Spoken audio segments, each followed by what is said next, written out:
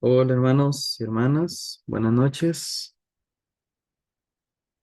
bienvenidos, bienvenidas. Estamos una vez más para continuar con nuestro estudio eh, de esta carta de Primera de Pedro.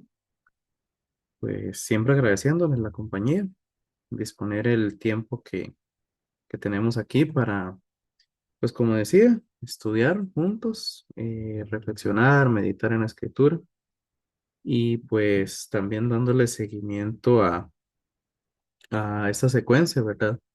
Creo que a veces en el estudio de la escritura dejamos de lado la importancia de darle una continuidad a los temas, ¿verdad? Este, a veces como que nos gusta escuchar un tema de aquí, un tema por allá, pero en algún momento lo hemos hablado que en realidad parte de lo que ayuda mucho al aprendizaje es darle seguimiento al tema. En este caso, estudiar la escritura, no un versículo salteado o un pasaje salteado, sino pues la secuencia completa ayuda mucho más a profundizar.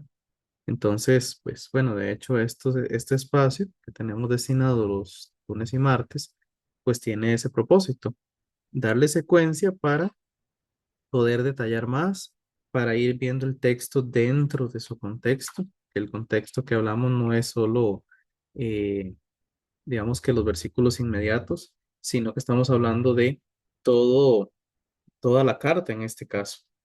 Y creo, espero que se haya logrado el objetivo hasta el momento, que, por ejemplo, lo que hemos ido viendo con Pedro, pues eh, va haciendo más completo el entendimiento, ir siguiendo versículo a versículo, viendo las secciones, siguiendo con la secuencia, ¿verdad? Así que bueno, espero que ese esté siendo eh, pues el resultado de esto y que lo siga haciendo en el transcurso de este estudio. ¿De acuerdo? Así que bueno, de nuevo bienvenidos y vamos ahora sí a entrar de nuevo al texto. Recordarán que ayer empezamos a analizar el versículo 9, recordando que aquí pues Pedro, como ha venido haciéndolo desde el capítulo 1, viene alternando entre privilegios, beneficios, características de nuestra identidad y a la misma vez va alternando la forma práctica que eso se debería de evidenciar. En este versículo 9 vamos a ver, tanto el 9 como el 10, vamos a ver una serie de privilegios que en este caso lo va a hablar más de forma de comunidad, o sea, privilegios que tenemos como miembros de la comunidad, como miembros del cuerpo de Cristo. Entonces, en este versículo 9 ayer estuvimos analizando esa primera cualidad, ese primer distintivo que Pedro menciona, que es el de ser un linaje escogido. La iglesia, el pueblo de Dios, como linaje escogido. Y hablábamos que, bueno, por supuesto que Pedro tiene muy en mente, conforme va dando estas descripciones, tiene muy en mente el ejemplo de el Antiguo Testamento, el ejemplo de Israel, ¿verdad? Hablamos bastante de eso ayer, cómo ellos pues habían sido escogidos de en medio de todas las naciones del mundo, habían sido escogidos ellos y toda la descendencia para ser de Dios, para cumplir el propósito de Dios. Ahora nosotros no por descendencia de sangre, sino por la fe, somos ese linaje escogido. Real sacerdocio. Vamos a analizar un poco más en detalle qué implica esta descripción. Lo primero que me gustaría hacer notar es que esta cualidad de hecho, son dos en uno. Son dos cargos, dos funciones, no sé, de la forma en que quieran verlo ustedes, porque estamos hablando de realeza y de sacerdocio. Entonces, por eso es muy importante destacar ambos. Primero, vamos a remitirnos a el Antiguo Testamento. Y creo que lo mejor que podemos hacer para realzar esta idea es ir al texto. Entonces vamos a ir a Éxodo capítulo 19. Eh, Voy a compartirles aquí el texto. Nos permítanme un segundo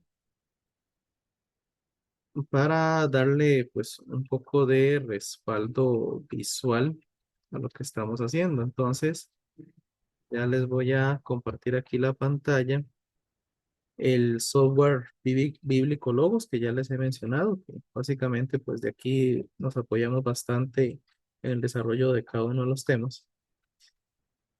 Entonces, bueno, aquí está el texto original, ¿verdad?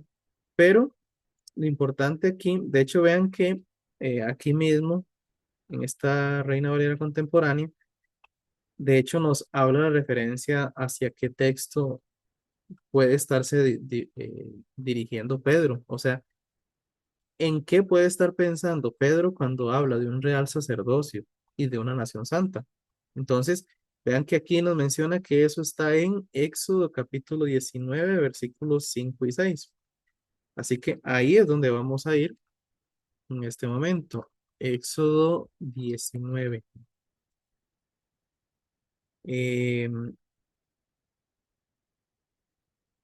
Vamos a ver, bueno, para recordar aquí un poco el contexto, eh, ya después, ahí ustedes, pues siempre es bueno ver lo que está antes y después, ¿verdad?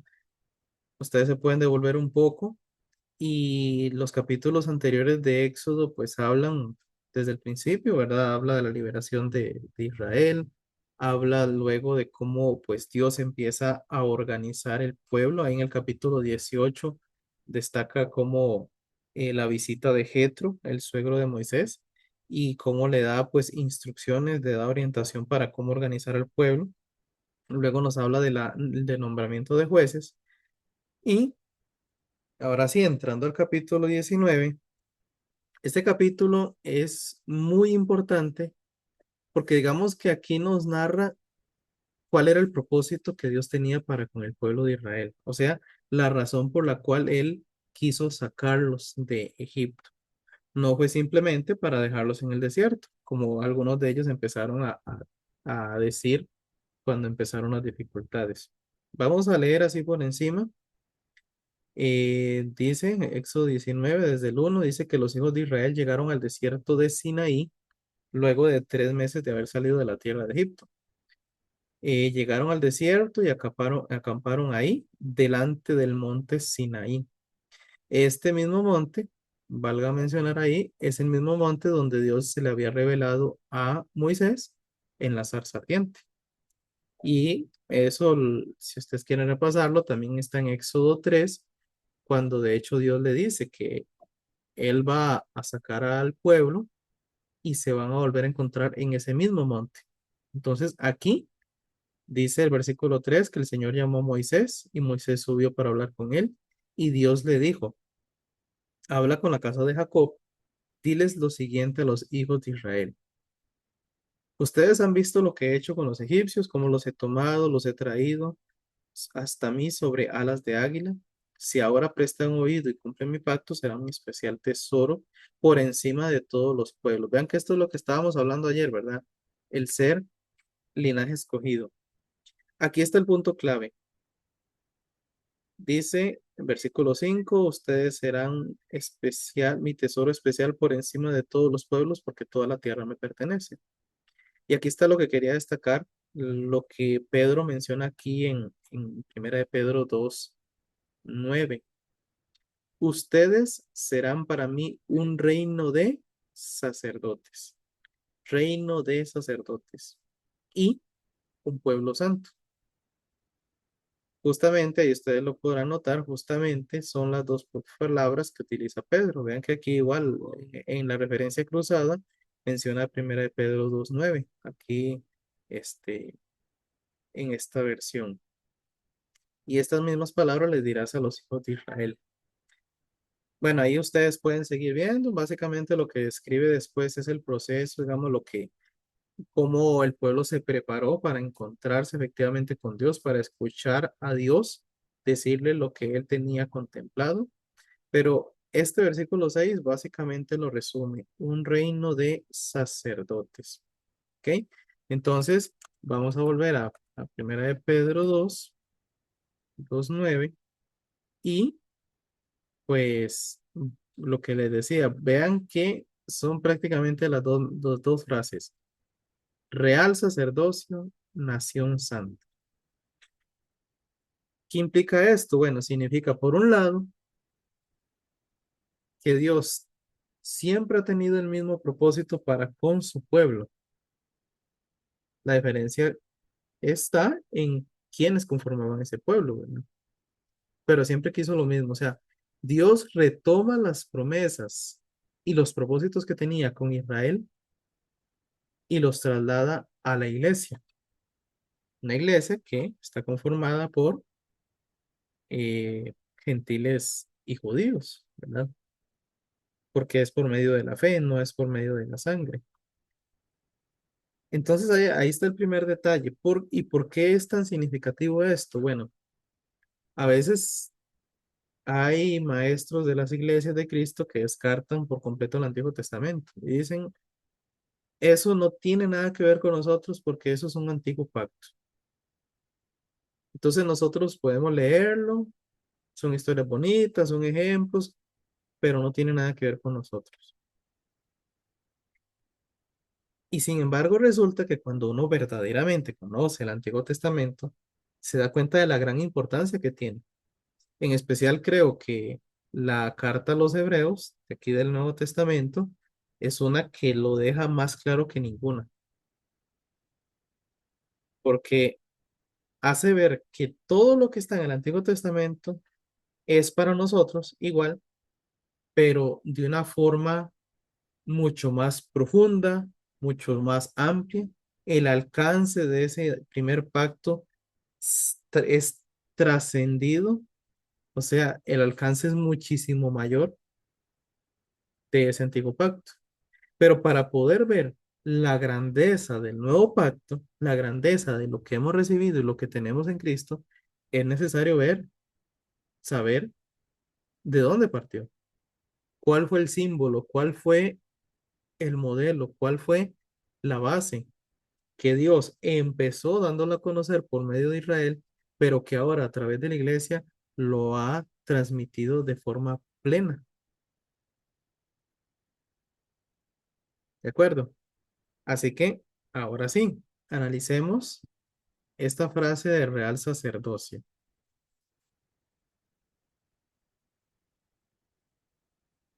Bueno, antes de ver estas dos palabras, hablemos un poquito de esta palabra adquirido. Permítame, porque resulta que una vez más lo leímos ahí en el texto, ¿verdad? En Éxodo 19. Dios no los saca a ellos así porque así. Él los saca con un propósito. Entonces, aquí nada más estoy adelantando un poco la otra frase que dice después, pueblo adquirido por Dios. Y lo que hablábamos ayer, siempre se ha tratado del propósito de Dios. Entonces, así como Israel, Dios lo sacó de Egipto con un propósito, también para nosotros, a nosotros nos salvó para un propósito, nos adquirió para un propósito. Para Israel, el propósito era ser un real sacerdocio. Para nosotros también, Él tenía contemplado hacernos un real sacerdocio. La diferencia también está en que, pues, la triste realidad de Israel fue que ellos descartaron ese privilegio. Ellos perdieron ese privilegio a causa, pues, de su obstinación, de su rebelión, de su incredulidad. Y en último caso, el peor de los errores fue el rechazo del Mesías, por medio del cual él tenía contemplado formar a su pueblo, al nuevo pueblo por medio de un nuevo pacto. Pero no significa que Dios perdiera el propósito. Él lo retoma con nosotros. Entonces Él no solo nos salva en ese momento cuando Cristo muere en la cruz, Él no solo está pagando ahí por nuestras culpas para reconciliarnos con el Padre y que ya la ira del Padre no esté sobre nosotros. No, Él tiene un propósito actual, vigente en este instante. Ese real sacerdocio no es algo que vamos a llegar a ser allá, es un real sacerdocio que ya somos en este instante. Si captamos la importancia de esto, nosotros somos parte de un pueblo de reyes y sacerdotes en este instante. Porque todo esto, recordemos que Pedro no está hablando en pasado ni está hablando en futuro. Pedro dice, vosotros sois, ustedes son. En cualquier versión que ustedes lo miren, siempre habla en presente. Ustedes ya son un linaje escogido, un real sacerdocio, una nación santa. Vamos a verlo aquí otra vez. Voy a compartirles muy rápidamente para que veamos que siempre es parte de lo importante de ver también lo que es la estructura de ¿cómo se llama? De la morfología, creo que sería. O sea, ver el tiempo de los verbos, el tiempo, el modo.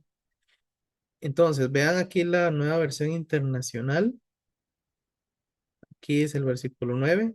Pero ustedes son un linaje escogido, un real sacerdocio, una nación santa. Una versión más, vean la traducción lenguaje actual. De nuevo, vean, siempre el verbo se hace ver que está en presente. Ustedes son miembros de la familia de Dios, son sacerdotes al servicio del rey y son su pueblo. Otra traducción aquí, la nueva traducción viviente. De nuevo, notémoslo siempre en presente. Ustedes no son así porque son un pueblo elegido, son sacerdotes del rey, una nación santa, posesión exclusiva de Dios. Ahora, para entrar ahora sí a la frase real sacerdocio, de hecho vean que es un buen aporte ver estas otras versiones. Vean cómo lo pone. Esta nueva traducción viviente dice, ustedes son sacerdotes del rey. Algo similar lo dice este lenguaje actual, ¿verdad? Sacerdotes al servicio del rey. La nueva versión internacional nos ponía también, ese sí lo mantiene bastante textual, real sacerdocio. Y la Reina Valera contemporánea también, ¿verdad? Un real sacerdocio. Déjenme ver, vamos a ver aquí para verlo un poco en el idioma original. Creo que aquí lo pueden ver ustedes a su derecha. Estas dos palabras, real, viene de la raíz basileus, que puede significar palacio, reino, regio o real. Otra forma de este mismo verbo, de la raíz, es basileus, que significa rey. Entonces, veamos que no está hablando real en términos de realidad. No, no es del sustantivo realidad, sino del sustantivo rey, realeza, reino. ¿Ok? Ahora, sacerdocio en el griego es la palabra hierateuma, que la raíz de esta palabra es hieros, que significa santo, sagrado, una cosa sagrada, algo consagrado. Así que estas son las dos palabras. ¿Ok? Vamos a hablar un poquito de estos dos términos. Dice, para retomar también de este otro comentario,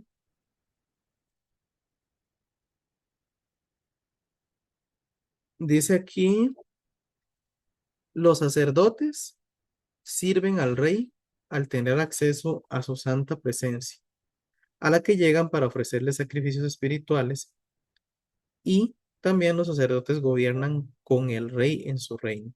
Vean que aquí hay dos matices de cómo entender esa frase del real sacerdocio. Una es que son sacerdotes al servicio del rey. O sea, no son sacerdotes comunes y corrientes, sino los que sirven directamente al rey. No sé si hay algún ejemplo moderno de esto.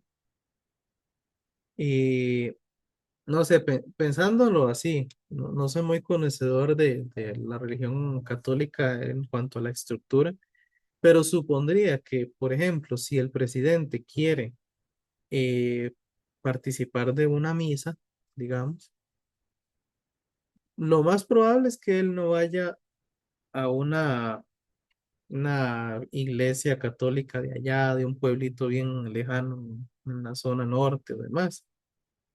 Pensaría que va a ir a la iglesia central, digamos, de la iglesia católica en San José, la capital, donde está, pues el que supongo yo que es el sacerdote como de más alto rango del país, ¿verdad? Bueno, en aquel tiempo era, digamos que estrictamente así. O sea, no era cualquier sacerdote el que estaba al servicio del rey, sino que era sacerdotes especiales, eh, distinguidos, los que eran reconocidos pues, como efectivamente de un alto rango, ¿verdad? Pero eso mismo, esa es una forma de verlo. También la otra es que cuando dice real sacerdocio, también puede significar que sean sacerdotes que a la misma vez sean reyes, o sea, que gobiernan juntamente con el rey. ¿Y de dónde viene esta idea? La vamos a ver un poco más adelante, pero está especialmente manifestado en Hebreos, donde habla de Jesús como nuestro sumo sacerdote, pero también como rey. Entonces, podría estar hablando Pedro de estas dos cosas cuando nos dice de real sacerdocio. O sea, podría ser una de las dos o posiblemente sean las dos cosas que esté pensando. Lo que quiero notar aquí, por lo menos la idea básica es que como queda claro, no está hablando de cualquier persona. No está hablando de que nosotros entramos a estar en Cristo para ser cualquier persona, para tener, para ser personas insignificantes, comunes y corrientes, sin propósito. No, nos salvó para darnos un lugar privilegiado delante de la presencia del Rey.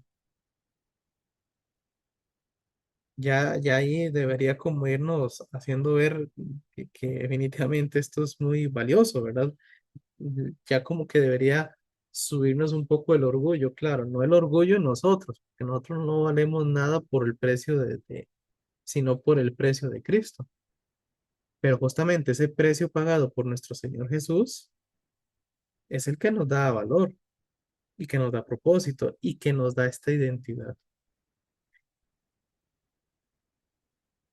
Así que, bueno, retomando aquí algunas ideas, dice que Pedro está usando el término para transmitir la idea general de realeza. Si nos devolvemos un poco al texto ahí, si nos devolvemos un poco al versículo, eh, en el versículo 6, a ver,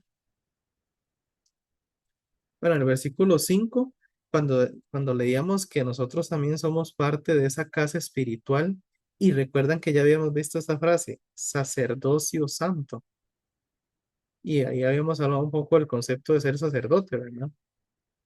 Entonces, viendo la continuidad de esto, nosotros aquí vuelve a mencionar Pedro que así como nosotros fuimos hechos parte de la casa, la casa la cual está fundamentada en Cristo, a la misma vez nosotros servimos en esa casa. Nosotros somos parte de la casa, la constituimos y también la hacemos. También servimos en ella, más bien.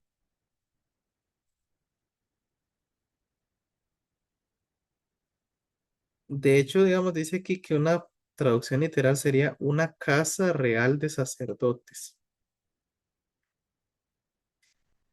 Esta idea no es exclusiva de Pedro. Por mencionarles un ejemplo, Juan, el apóstol Juan, ahí en Apocalipsis 26, por si lo quieren anotar para repasarlo, Apocalipsis 26 dice, bienaventurado y santo el que tiene parte en la primera resurrección. La segunda muerte no tiene potestad sobre estos, sino que serán, nótenlo ahí, serán sacerdotes de Dios y de Cristo y reinarán con él 1000 años. Dejando de lado el tema de los 1000 años, que pues es una doctrina ahí que se ha construido sin fundamento, en realidad no tiene un fundamento bíblico, está basada solo en esta frase. Pero lo que quiero destacar es ese punto de cómo dice sacerdotes de Dios y de Cristo y reinarán. ¿Lo ven? Porque les mencionaba antes que es posible que esté hablando de que somos sacerdotes, pero a la misma vez reyes, porque en cierto sentido es Dios dándonos también parte de esa realeza, de ese gobernar. En las monarquías, posiblemente, no sé las monarquías actuales, pero cuando era común de que hubieran reyes, también estaba la costumbre que los príncipes, o sea, los hijos del rey, también gobernaban. No eran el rey por encima de todos, pero también gobernaban. También se les daban distintos territorios para que ellos estuvieran a cargo de ellos. O sea, eran reyes también. El gobierno era compartido por el rey para con los príncipes.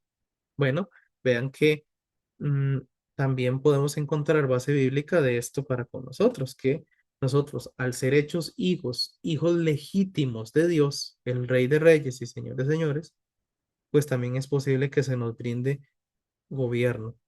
De hecho, recordemos que así fue el propósito de Dios con el ser humano desde el principio. Si nos devolvemos allá a Génesis 1, Génesis 2, recordarán que cuando Dios crea al ser humano, lo pone en el huerto y le da autoridad sobre toda la creación. Ustedes pueden repasar eso también. O sea, el propósito de Dios desde un principio era que nosotros gobernáramos, por supuesto, no por autoridad propia, sino autoridad recibida, pero que gobernáramos efectivamente junto con Él. Así que no es algo descabellado pensar en este concepto. Claro está, perdimos ese privilegio por la entrada del pecado al mundo. Y definitivamente vivimos en un mundo en cual el ser humano no gobierna. Vean cuánto la naturaleza pues está revelada a causa del pecado en el mundo. Pero lo que estos textos nos dicen es que ese privilegio de gobernar y a la misma vez ser sacerdote es algo que Dios no ha perdido de vista, no lo perdió después de que Israel pecara y no lo ha perdido con nosotros. Tenía en mente que fuéramos efectivamente esto. Claro está, el único que podía hacer esto era Jesús. ¿Por qué? Porque Él vino como rey y también vino como sacerdote. Aquí vamos a ir entonces a lo que antes les adelantaba en Hebreos capítulo 7. Es un estudio pues más amplio. Los que me acompañaron cuando estudiamos Hebreos tal vez tengan un poco recuerdo de ello, porque se quiere mostrar la preeminencia, la superioridad de Jesús por encima de todo.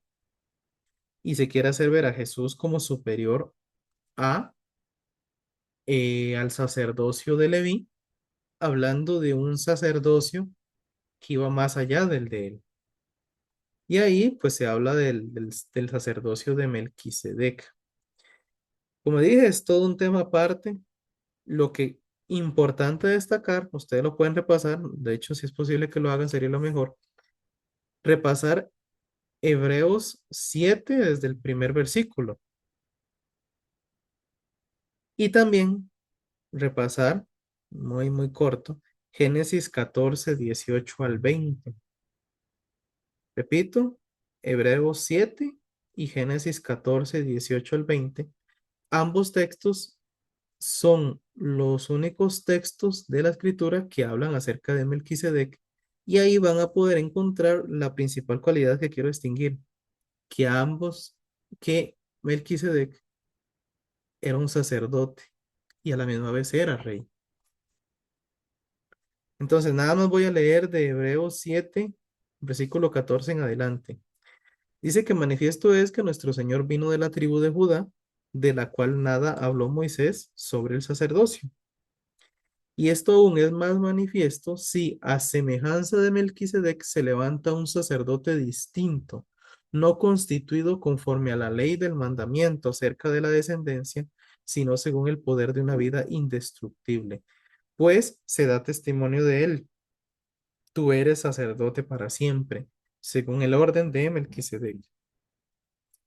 Así que cuando uno está un poquito más familiarizado con el tema de Melquisedec, se da cuenta que lo que el autor de Hebreos quiere hacer ver es que Melquisedec es el prototipo de la clase de sacerdocio que Jesús vino a ejecutar. Un sacerdocio real, un sacerdote que a la misma vez fue rey y que se demostró rey con poder. Igual que Melquisedec, Jesús no heredó el sacerdocio por ser descendiente de la tribu de Leví, sino que Dios lo ungió directamente como un sacerdote y rey. Sacerdote porque vino a ser intermediario entre Dios y el hombre, entrando al lugar santísimo, presentando un sacrificio, el cual era él mismo, pero a la misma vez siendo rey, porque era Dios, porque era Señor y soberano, y porque quedó demostrado en cómo él superó a la muerte. Entonces, ahí están los dos roles ejerciéndose y solo Jesús podía hacer algo así. Solo él podía colocarse entre Dios y los hombres para interceder en favor de los hombres, en favor del ser humano, sin dejar de ser Dios, sin dejar de ser rey, sin dejar de ser soberano.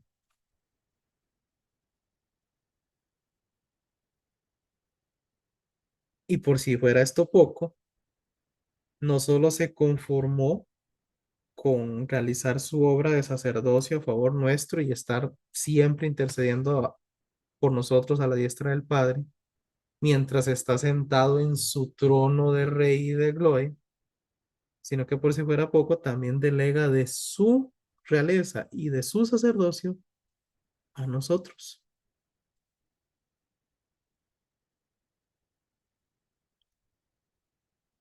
Así que vean qué importante, porque cuando pensemos en que nosotros estamos aquí con la misión de ser la imagen de Cristo para este mundo, de ser representantes de Cristo, embajadores de Cristo, dice Pablo, implica que nosotros reflejemos también estas dos funciones. Realeza en el sentido de que somos parte de la familia real, la realeza divina, celestial, eterna, participamos de esa naturaleza divina y a la misma vez estamos aquí para ser intermediarios entre Dios y aquellos que no son parte todavía de esa realeza y de ese sacerdocio.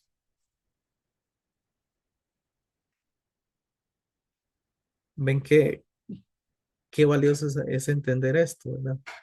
Por un lado, nos ubica tanto en el privilegio como en la responsabilidad. Y por otro lado, debería ser la causa de que cada día nosotros nos sintamos profundamente honrados, amados y que esto marque diferencia en todas las áreas de nuestra existencia.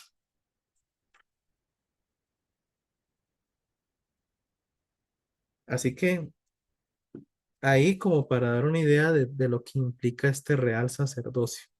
Definitivamente no somos cualquiera, ¿verdad? Porque esta unión con Cristo no fue solamente para ser rescatados del pecado, sino es para colocarnos ahora, este mismo instante en el mundo, para ser representantes de Cristo y hacer lo mismo que él hizo. Por supuesto, no por nuestros medios, no por nuestras capacidades, sino por lo que Él hace a través de nosotros, por medio del Espíritu Santo. ¿De acuerdo? Bueno, espero se haya comprendido lo que hemos analizado y por supuesto vamos a seguir, Dios mediante, la próxima semana con las siguientes descripciones de este versículo. Oremos. Padre y Dios, te agradecemos una vez más por la palabra con la cual podemos reflexionar, meditar y tomar conciencia de efectivamente el grande privilegio, el gran amor y la bondad que tú has prestado para nosotros. Nos has delegado de lo que tú eres para que seamos representantes tuyos. Ayúdanos a entenderlo, a asimilarlo y a vivirlo, que realmente podamos ser un reflejo de Cristo para este mundo. En su nombre bendito oramos y agradecemos. Amén. Nos vemos la próxima, hermanos. Ha sido un gusto compartir una noche más con ustedes. Bendiciones.